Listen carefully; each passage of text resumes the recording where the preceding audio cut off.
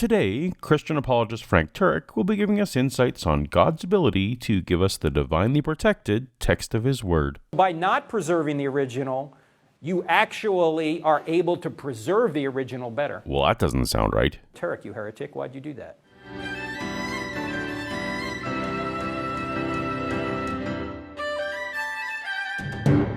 Welcome to Paulogia, where a former Christian takes a look at the claims of Christians. If you're new to the channel, take a second to tap on the subscribe button so that you'll be notified when new science, theology, and news videos come out. Today we're going to look at one of the most popular Q&A clips from Christian apologist Frank Turek. How do you account for the errors of the scribes when the New Testament was handed down person to person? Yeah, excellent question. There are errors that we know about. Why?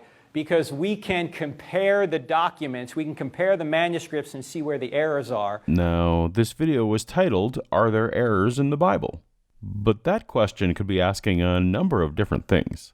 For example, is any of the information in the Bible inaccurate? But because Grace, our question asker, specifies errors of the scribes, Frank is quick to run with the concept of textual variance among the extant manuscript copies, though this is not the only kind of scribal error. Now, Frank is going to be appealing to the scholarship of Bart Ehrman, the great skeptic. So, I too shall be using Dr. Ehrman's words to examine Frank's words. Dr. Ehrman even wrote Question Asker Grace's Bible School textbook. We're studying Ehrman now. You're studying misquoting Jesus? No, his textbook, the New Testament. Okay, well that one that he co-wrote with Metzger is actually good. Though Frank calls them errors, I think to be specific, Dr. Ehrman would call them manuscript differences. How many manuscript differences are we talking about here? Some scholars say there are 200,000 differences. Some say there are 300,000 differences. Some say there are 400,000 differences. We don't know. Even with the advances of computer technology, we don't know. One thing we can say for certain is that there are more differences in our manuscripts than there are words in the New Testament. That sounds like a lot. And let's say you find 4 different copies. And in the first copy, you see an error right here. And then another copy, there's another error right there. In the third copy, there's another error right there. And in the fourth copy, there's an error right there. Can you reconstruct the original? Yes. Yes. Just to be quite clear about this, most of these 300,000, 400,000 differences are completely immaterial, insignificant, and don't matter for a thing other than to show that scribes in the ancient world could spell no better than my students can today. Okay, so spelling mistakes, like Frank's diagram showed. There are other kinds of accidental mistakes that you find in manuscripts. I mean, scribes often were incompetent, or they were sleepy, or they were inattentive, and so they made mistakes. Scribes sometimes would leave out a letter. Sometimes they'd leave out a word. They would often leave out an entire line. Their eye would skip from one line to the next line, and so they would leave out a line. There are some manuscripts where scribes have left out a page. Well, that's an inattentive scribe. There are other places where scribes accidentally copy the same word twice, or the same line twice. Uh-oh. So yes, sometimes scribe made mistakes, but in virtually all cases, we know what the mistake was, and we can correct it by comparing it with other documents. Is that right, Dr. Ehrman? These accidental mistakes are usually pretty easy. If you're trained, they're pretty easy to catch, and you can see where it's happened. And so they're not all that significant for trying to know what the authors said. Okay. Sounds like we're all on the same page so far. So what if the error is not that simple? Like, what if it's a difference in concept? Then how do we justify truth in that, as well as how do we justify the truth in Jesus' exact words when we didn't hear them ourselves? Okay, there is no significant doctrine, theological doctrine, that is affected by any variant. And who admits this? Bart Ehrman himself. Solid endorsement, if true. So Bart Ehrman, the great skeptic, admits that the New Testament documents are reliable. Hold on there, Frank. No significant doctrine is affected by a variant is not the same as New Testament documents are reliable. Reliable can have many different meanings, so that vague word might be causing some misunderstanding. Reliable could mean that the events described in the New Testament happen just as described, rather than accurately copied. But I know that Dr. Ehrman doesn't think that. But in 2005, he wrote a book called Misquoting Jesus, a popular book in which he tries to insinuate that we can't trust what the New Testament documents have said. Exactly. In some ways, Dr. Ehrman finds the New Testament documents to be unreliable. We have to be specific. Does Dr. Ehrman think that manuscript differences are why we can't trust what the New Testament documents have said? They're not all that significant for trying to know what the authors said. I see. Yet, the very same year, 2005, he wrote an academic work. He updated an academic work with his mentor, Dr. Bruce Metzger from Princeton University. In fact, Metzger was the top manuscript scholar of the last century. And in that book, he agrees with Metzger that the New Testament documents are copied accurately. Now, why is he coming to two different conclusions the same year? Now, here's what he says. This is in the appendix of the paperback version, so this comes out a year or two later from the original Misquoting Jesus. He's interviewed, and in the interview, here's what he says. Check this out. This is a quote from the book, page 252.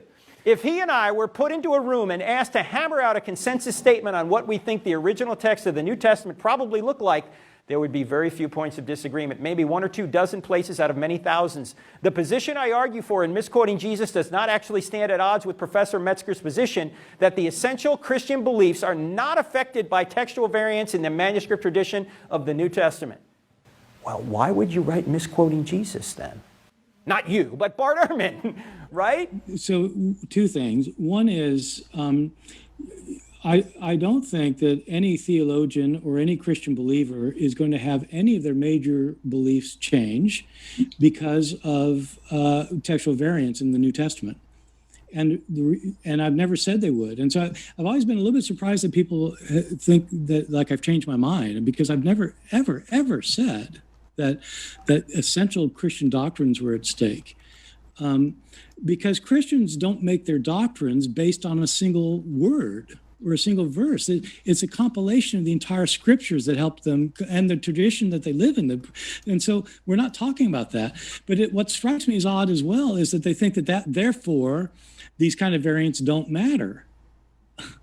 Look, there are lots and lots and lots of things that really matter a lot that don't affect essential doctrine. So it seems that even Ehrman, when push comes to shove, admits that we do have an accurate copy of the New Testament documents. Let's be precise with language here, Frank. It takes neither push nor shove for Dr. Ehrman to share his conclusion that Christian doctrine doesn't rise or fall on accidental scribal variants. Whether you trust the essential doctrines, in my opinion, has almost nothing to do with textual variants in the New Testament. Knowing that the New Testament tells that Jesus got raised from the dead, you would believe that even if you didn't have a Bible, because you're in a Christian church and that's what they say. So your belief isn't based, you do not believe in the Bible. And so the doctrine is either true or false, no matter what the Bible says. That's my point. The book maybe should be called Misquoting Ehrman. Or maybe, and hear me out, maybe Frank is mistaken or misrepresenting. And Dr. Ehrman's book, Misquoting Jesus, puts forth an entirely different reason to question the reliability of scriptures than accidental variations. In addition to the accidental mistakes, there are intentional mistakes, which are by far the most interesting kinds of mistakes. And I'm going to give you several examples of ones that strike me as rather significant. Before, I just want to make one final point, that the earliest scribes were much worse than the later scribes.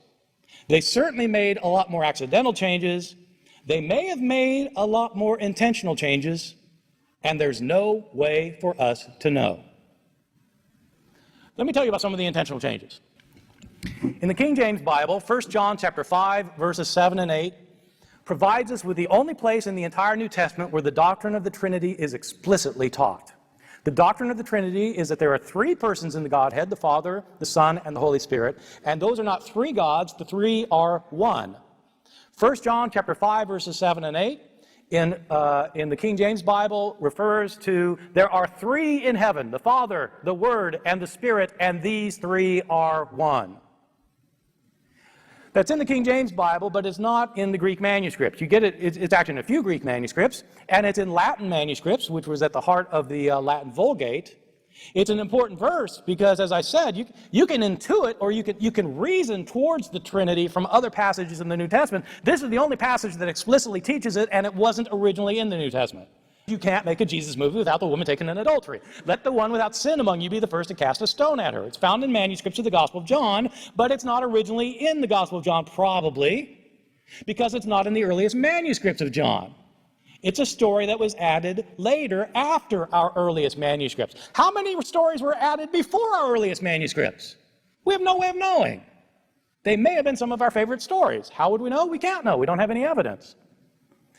The last 12 verses of Mark, where Jesus appears to his disciples and tells them that anyone who converts and believes in him will be able to speak in foreign tongues, will be able to handle deadly snakes, will drink poison and it won't hurt them. Those verses are not found in the oldest and best manuscripts of Mark. These are the verses used by the Appalachian snake handlers in my part of the world. I've always thought that on the way to the hospital, somebody should tell one of these people, actually, those verses aren't in the original copy. But you can see these are pretty important verses. So even though most of the changes are accidental, some of the intentional ones really matter. Is the text of the New Testament reliable? The short answer is there is no way to tell. How can we possibly know, given the kinds of evidence we have? There are passages that scholars continue to debate. Scholars disagree on this verse or that verse, sometimes important verses. They debate because we can't know. There are passages where we will never know what the original wording was. Does it matter? In my view, the answer is absolutely yes. Thank you very much.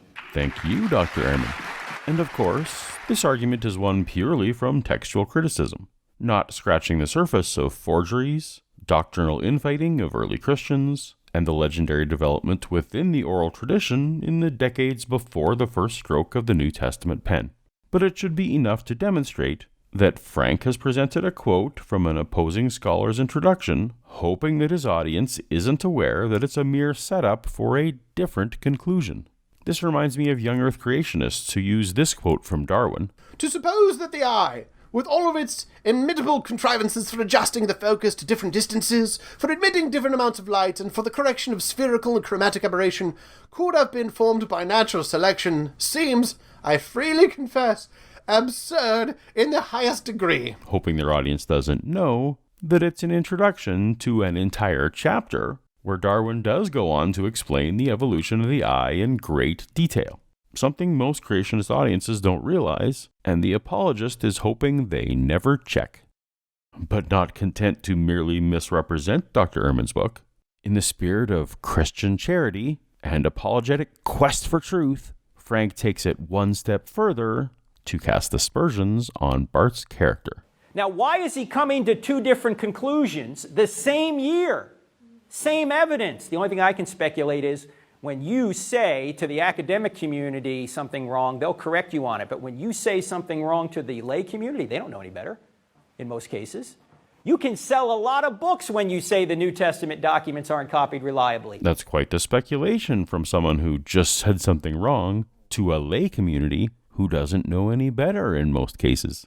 And for someone who's contributed to 4 best-selling popular-level Christian books, which contain many academically unrigorous passages, like this one from I Don't Have Enough Faith to Be an Atheist. It's also important to understand that the universe did not emerge from existing material, but from nothing. There was no matter before the Big Bang. In fact, chronologically, there was no before the Big Bang because there are no befores without time, and there was no time until the Big Bang. Time, space, and matter came into existence at the Big Bang. Frank may be leveraging some arbitrary distinction between matter and energy, which are just forms of the same thing, to be not wrong on a technicality about matter being post-Big Bang, since possibly it was purely an energy form before that, further caveated with that overarching question of coherence of even asking the question of what was before time. That's living in the we don't know area of science. However, the claim the universe did not emerge from existing material, but from nothing, is absolutely not an accepted aspect of mainstream Big Bang cosmology. While the debate continues, from Georges Lemaitre's singularity hypothesis to the Hartle-Hawking no-boundary proposal to newer competing quantum cosmological models, none eliminate already existing material or put forth anything resembling Frank's philosophical nothing. The universe came from nothing is something apologists say to an audience who presumably hasn't given it much thought or study. Unlike Dr. Ehrman, for whom we can compare his academic level work and his popular level work, and discover that they are both fully consistent on the topic of the impact of accidental manuscript variations on Christian doctrine, despite an inflammatory apologist YouTube video claiming otherwise, for Frank, we can do no such comparison. Despite his Doctor of Ministry degree from Southern Evangelical Seminary, Frank has not yet written an academic book on anything. So we have no way of knowing what he'd say about the origin of matter in a context where the academic community knows he's wrong. Perhaps we'll never know. Just as we'll never know the extent to which the earliest scribes made intentional changes to the New Testament manuscripts. How many stories were added before our earliest manuscripts? We have no way of knowing. They may have been some of our favorite stories. How would we know? We can't know. We don't have any evidence. If you like and appreciate what we do here at Paulogia, please consider supporting the channel with a YouTube membership or with the PayPal or Patreon links below. It's only by that support that our videos are possible. So thank you. And if you're not yet sure, tap on the video on screen now, looking at more claims of Christians, and I'll see you over there. Until next time, later.